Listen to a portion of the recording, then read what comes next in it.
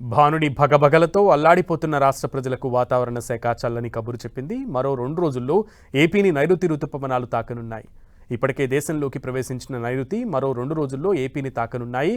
అటు ఈ నెల 15లోగా రాష్ట్రమంతా విస్తరించనున్నాయి.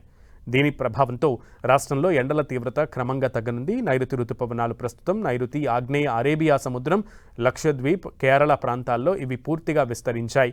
అలాగే కర్ణాటక, తమిళనాడులోని కొన్ని ప్రాంతాలకు కూడా చేరుకున్నాయి. తూర్పు మధ్య, పశ్చిమ మధ్య, ఈశాన్య బంగాళాఖాతంలోకి ప్రవేశించాయి.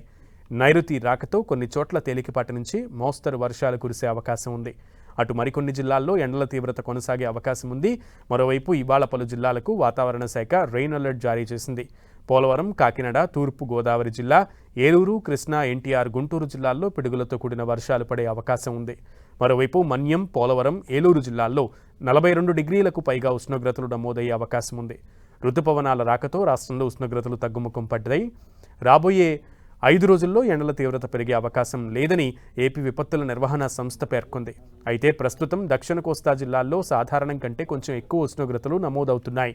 ముఖ్యంగా పల్నాడు జిల్లా జంగమేశ్వరపురంలో అత్యధికంగా 42.6 డిగ్రీల గరిష్ట ఉష్ణోగ్రత రికార్డైందని అధికారులు వెల్లడించారు.